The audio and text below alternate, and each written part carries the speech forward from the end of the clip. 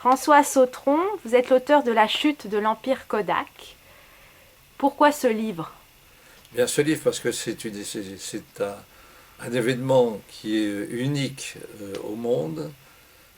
Kodak a dominé l'image pendant plus d'un siècle et brutalement, Kodak va disparaître.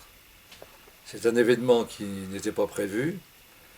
Lorsque les écrivains, vous pouvez tous les citer, en commençant par Proust, parlaient de photographie, ils disaient « je prends mon Kodak ». Maintenant, vous ne verrez plus un seul écrivain dire « je prends mon Kodak ». C'est fini.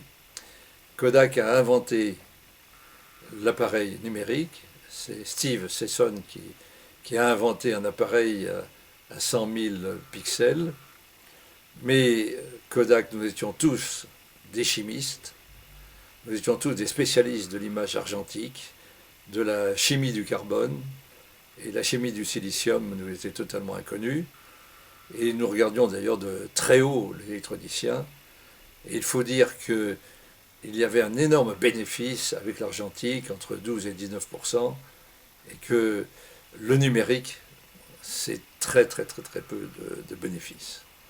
On ne pouvait pas brutalement reconvertir 145 000 personnes à faire une technologie nouvelle.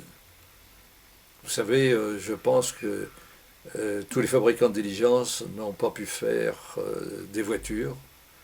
Nous étions comme un énorme paquebot, comme un Titanic se retrouvant brutalement devant un iceberg.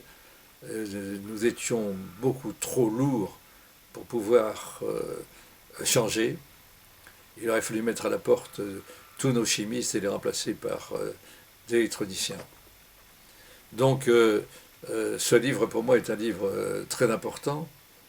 Il montre à un certain moment quelque chose de touchant, c'est-à-dire les directeurs achetant un peu à n'importe quel prix toutes les sociétés possibles et imaginables.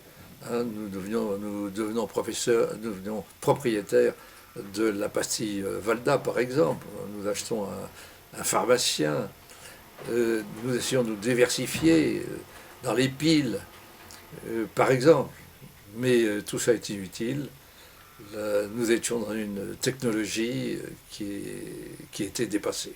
Une émission va bientôt être publiée, c'est-à-dire l'émission Capital, qui sera soit fin août, soit début septembre, et qui sera consacrée à la chute de cet empire.